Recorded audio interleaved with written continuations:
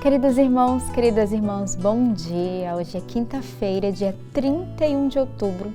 Estamos na 30ª semana do Tempo Comum. Também estamos finalizando o nosso mês. Hoje é o último dia do mês de outubro, finalizando esse mês missionário. Esse mês também consagrado à Virgem Maria, a Nossa Senhora Aparecida, Nossa Senhora de Nazaré. Acabamos de viver um tempo muito forte de grandes graças ali no nosso Círio de Nazaré com as bênçãos da Virgem Maria. Já nos preparando para iniciar um novo mês. Amanhã é dia 1º, é dia de Todos os Santos, né? Aqui na Igreja do Brasil foi transferido para o domingo por questões pastorais, mas já terminamos o mês e já nos preparando para viver grandes graças. E começando este dia que é quinta-feira, dia de comunhão, dia de unidade, dia de nos reunirmos para rezarmos pela nossa igreja. Então, nessa quinta-feira, um convite é rezarmos pelo Papa Francisco, de modo particular, por todo o ministério, né, o seu legado na nossa igreja, o seu pastoreio, tudo que ele vive, que ele carrega, e também todos aqueles que exercem o pastoreio na igreja, os bispos, os padres, os diáconos, né, aqueles que estão à frente das missões, os pastores de casas de vida, de aliança, todos aqueles que têm esse serviço. E no serviço do pastoreio, o grande desafio é a comunhão e a unidade. Por isso, precisamos rezar muito pela nossa igreja. Rezamos também por aqueles que se encontram hoje mais debilitados, mais fragilizados, não só de forma espiritual, mas também psicológica, aqueles que estão com doenças físicas, aqueles que estão impossibilitados de exercer o seu ministério. Então, hoje eu quero fazer um convite a você a trazer o seu coração.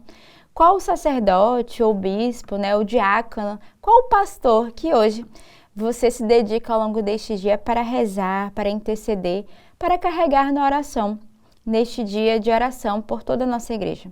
Também é um dia de refazermos a nossa comunhão, a nossa unidade. A cada quinta-feira nós relembramos o mistério do lava-pés, né? Jesus que se abaixa para lavar os pés com essa atitude de humildade, de pedido de perdão. Então somos convidados também a refazer os nossos laços de amor, de unidade, a nos rebaixarmos, né, e pedirmos essa graça de sermos bem pequenos e de lavarmos os pés uns dos outros. Então não deixe nessa quinta-feira de viver essa grande graça. E lembrando que a Lex Divina é esse momento de intimidade com o Senhor, de escuta da palavra de Deus, onde somos provocados a deixar a palavra de Deus cair na terra do nosso coração. Então hoje, com as leituras que a igreja nos traz, a primeira leitura, o Salmo, o Evangelho, qual é a frase, né, que vai inflamar o teu coração, que você vai meditar ao longo de todo o dia? Qual é a resolução que você vai tomar nessa Lex Divina, os propósitos a serem vividos nesta quinta-feira? Hoje, dia 31 de outubro, a liturgia da palavra nos traz na primeira leitura, retirada da carta de São Paulo aos Efésios. Para terminar, irmãos, confortai-vos no Senhor e no domínio de sua força. Revesti-vos da armadura de Deus, para estardes em condições de enfrentar as manobras do diabo. Pois não é a homens que enfrentamos, mas as autoridades, os poderes, as dominações deste mundo de trevas, os espíritos do mal que estão nos céus. Revesti, portanto, a armadura de Deus, a fim de que no dia mau possais resistir e permanecer firmes em tudo. De pé, portanto, cingi os vossos rins com a verdade. Revestir-vos com a couraça da justiça e calçai os vossos pés com prontidão em anunciar o evangelho da paz. Tomai o escudo da fé, o qual vos permitirá apagar todas as flechas ardentes do maligno. Tomai, enfim, o capacete da salvação e o gláudio do Espírito, isto é, a palavra de Deus. Com preces e súplicas de vária ordem, orai em todas as circunstâncias, no Espírito, e vigiai com toda perseverança, intercedendo por todos os santos. Orai também por mim, para que a palavra seja colocada em minha boca, para anunciar corajosamente o mistério do Evangelho, do qual sou embaixador acorrentado. Possa eu, como é minha obrigação, proclamá-lo com toda a ousadia. A leitura de hoje, São Paulo vai nos dar toda uma uma regra, todo um ensinamento de como devemos combater, né, diante do mal. Ele vai nos dar toda uma orientação de como devemos entrar numa luta constante com as forças do mal que se levantam contra nós. E ele vai nos dar diversas armaduras. E dentre elas ele vai nos revestindo, né, com o capacete da salvação. Ele vai nos revestindo, vai cingindo os nossos rins com a couraça da justiça. Vai calçando os nossos pés com prontidão para anunciar o evangelho. Mas a arma principal que São Paulo nos exorta hoje diante do combate é o escudo da fé. Ele é que permitirá apagar todos os dardos inflamados do inimigo. Tomar, enfim, o capacete da salvação, que é a palavra de Deus. Então, duas coisas São Paulo nos pede. O escudo da fé, o escudo para nos proteger é a nossa fé, e o capacete é a palavra de Deus. Então, a palavra deve estar sobre a nossa cabeça, porque a palavra é ela que nos ilumina, é ela que nos dá a direção. Então, São Paulo vai nos dando todas as formas das armas com qual nós somos convidados a viver, e, sobretudo, ele nos convida a uma vigilância. Ele vai dizer: orai em todas as circunstâncias, no Espírito, e vigiai com toda a perseverança.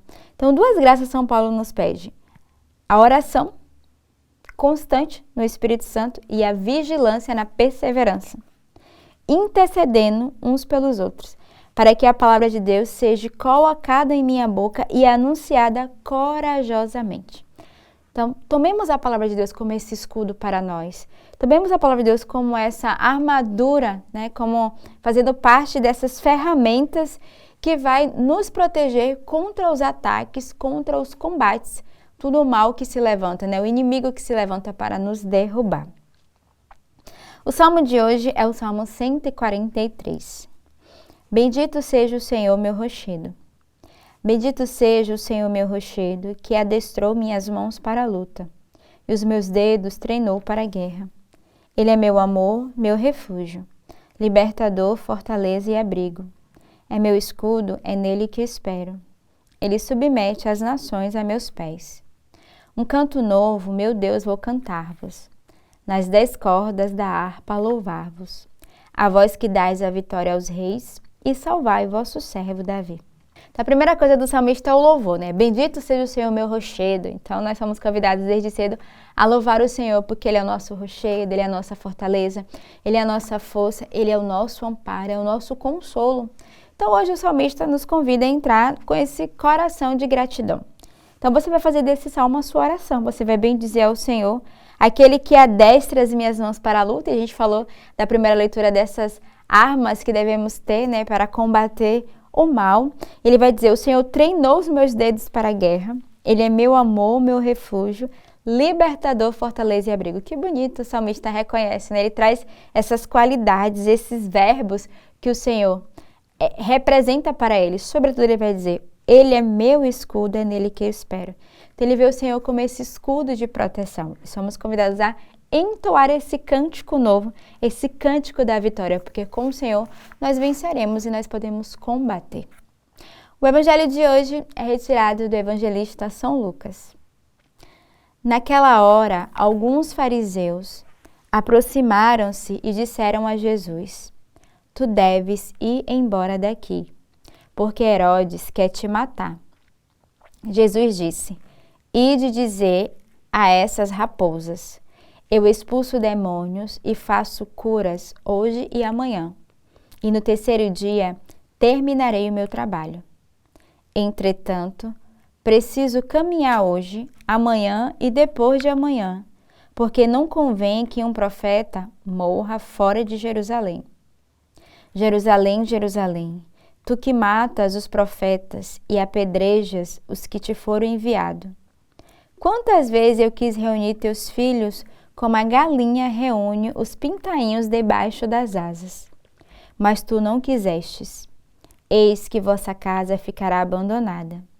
Eu vos digo, não me vereis mais, até que chegue o tempo em que vós mesmo direis: Bendito aquele que vem em nome do Senhor. Então, o evangelho de hoje, Jesus que vai narrar ele vai nos trazer neste dia o quanto o profeta deve dar a sua vida.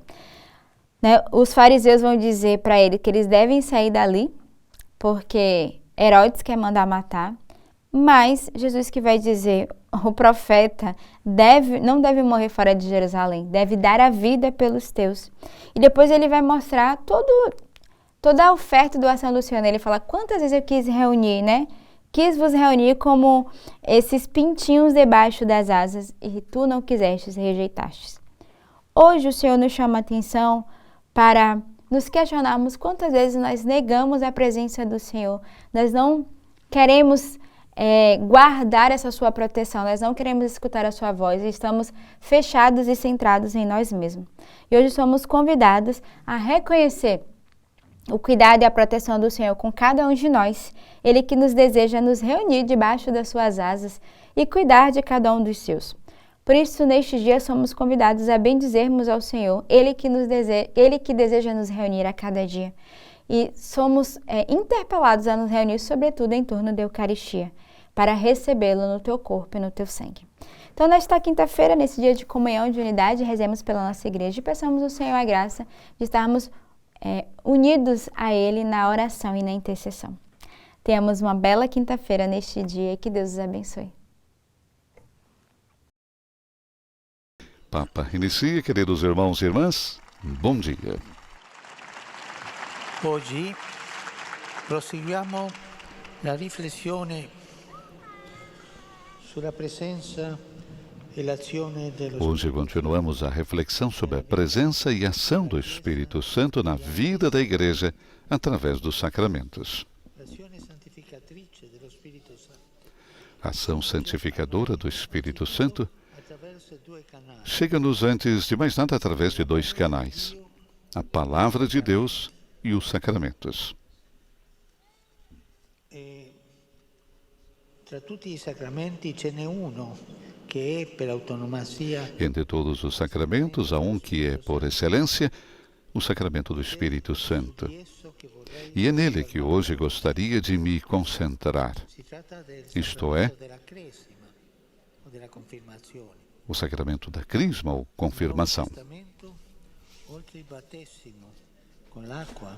No Novo Testamento, para além do batismo com água, é mencionado um outro rito, o da imposição das mãos, que tem como objetivo comunicar o Espírito Santo de forma visível e carismática, com efeitos semelhantes aos produzidos nos apóstolos no Pentecostes. Desculpa de ler tão mal, é que o sol nos meus olhos não é uma coisa muito fácil para ler. Vemos que o sol realmente atrapalha um pouquinho. Os Atos dos Apóstolos relatam um episódio significativo a esse respeito. Ao saberem que alguns na Samaria tinham recebido a palavra de Deus, enviaram para lá Pedro e João de Jerusalém. Esses, diz o texto, assim que chegaram, fizeram oração pelos novos fiéis, a fim de receberem o Espírito Santo, visto que não havia descido ainda sobre nenhum deles, mas tinham sido somente batizados em nome do Senhor Jesus. Então os dois apóstolos lhes impuseram as mãos e receberam o Espírito Santo. A isso acresce o que escreve São Paulo na segunda epístola aos Coríntios.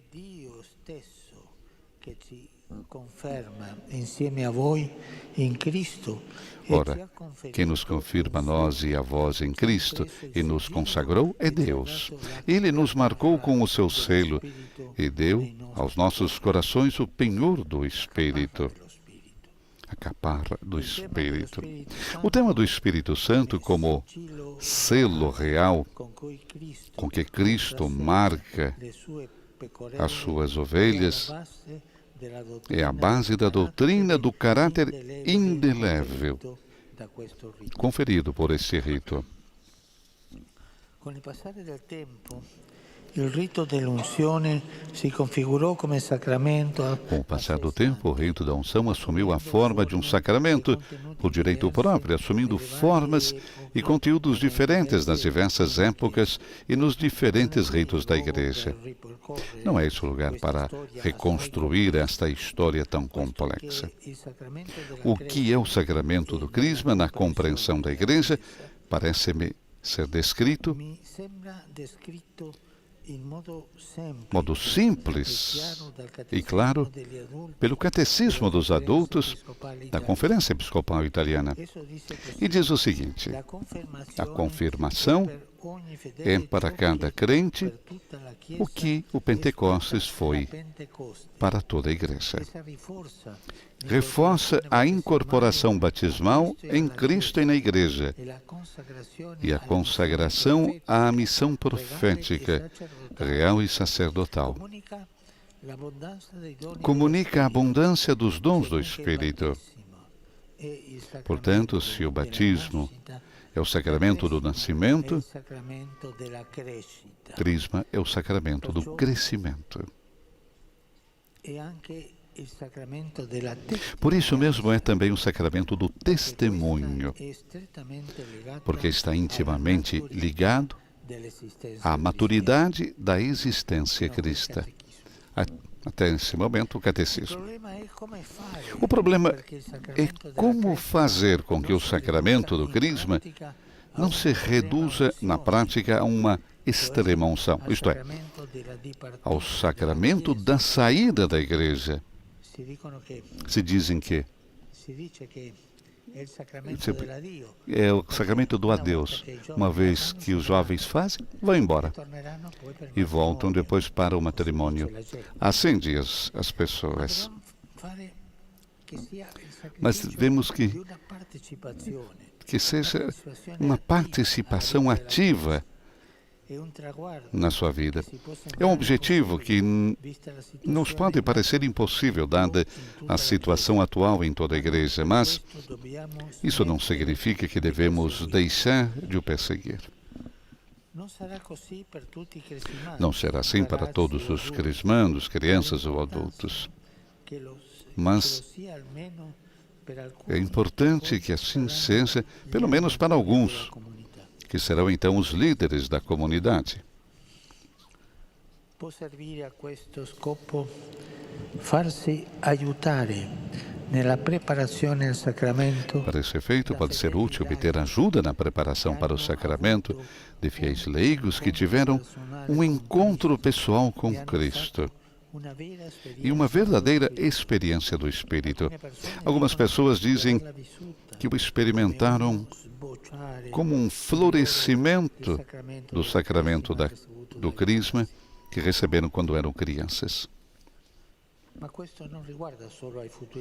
Mas isso não diz apenas respeito aos futuros crismandos, diz respeito a todos nós em todos os momentos. Juntamente com a confirmação e a unção, recebemos, assegurou-nos o apóstolo, também o penhor do Espírito. Aqui no outro lugar chama as primícias do Espírito. Devemos gastar esse penhor, usufruir dessas primícias, não enterrar debaixo da terra os carismas e os talentos recebidos. São Paulo exortava o seu discípulo Timóteo a reavivar a chama do dom de Deus que recebesse pela imposição das minhas mãos. E o verbo utilizado sugere a imagem de alguém que sopra o fogo para reacender a sua chama. Eis o belo objetivo para o ano jubilar: retirar as cinzas do hábito e do descomprometimento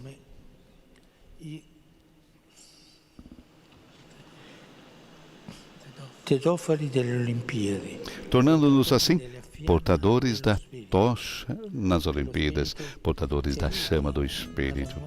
Que o Espírito nos ajude a dar alguns passos nesse sentido. Portanto, o Papa conclui com a dificuldade do sol no rosto a sua catequese de hoje, olhando para a presença e ação do Espírito Santo na vida da Igreja através dos sacramentos.